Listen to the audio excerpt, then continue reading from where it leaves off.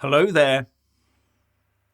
The UK government is drawing up contingency plans to deal with possible 1926 general strike scales of national unrest.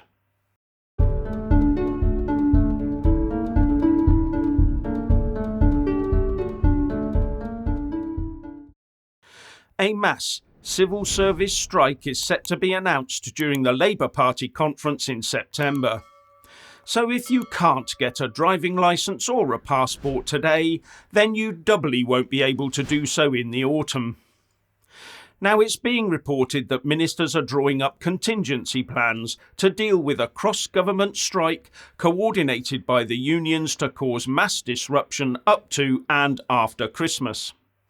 With Mick Lynch, the RMT General Secretary, recently saying, "We need coordinated and synchronised industrial action against what they're proposing. I would be looking for a general strike if we can bring that off, but it's up to others." Something echoed by Labour's John McDonnell, who said, "I support coordinated action because if that results in a decent pay rise for people that protect against the cost of living crisis, I think that's the most effective thing to do." Now the fear is of all of this developing into a general strike, causing a 1926 level of strikes and civil unrest, so causing the whole UK to grind to an economic halt. Something that the hard left and the unions seem very keen on achieving. But in 1926, the UK had 341,000 service personnel to mobilise, out of a 20 million population, to at least fill some of the essential posts vacated by about 1.5 to 1 3/4 million strikers. Today we have just over half that number of service personnel for a population of 67 million. And in 1926 we'd left the First World War behind, but now we're facing a possible European war, so our forces are much more tightly stretched.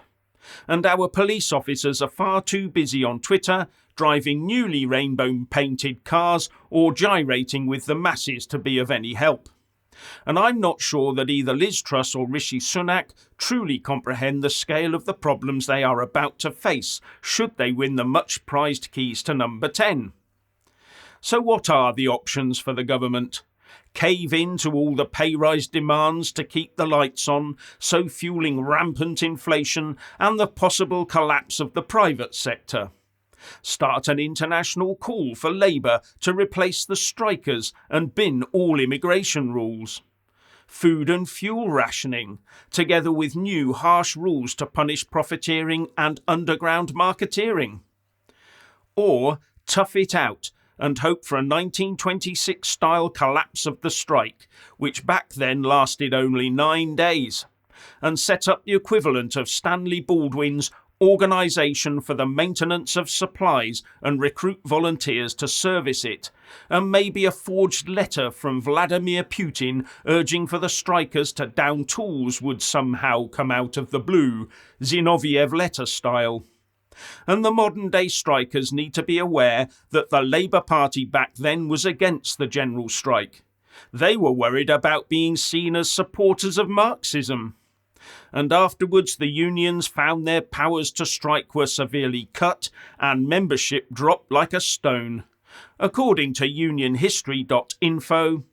However, the wake of the strike witnessed a crushing defeat for the mass movement from which it took at least a decade to recover. Apart from the crushing blow to the miners, there was widespread victimisation in many industries, especially printing and railways. Trade union funds had dropped by £4 million by the end of 1926, and trade union membership fell by over 500,000 in 1927 alone. And when successfully standing up to the 1984 to 1985 miners' strike, Thatcher told the House of Commons that to give in to the strikers would be surrendering the rule of parliamentary sovereignty to mob rule.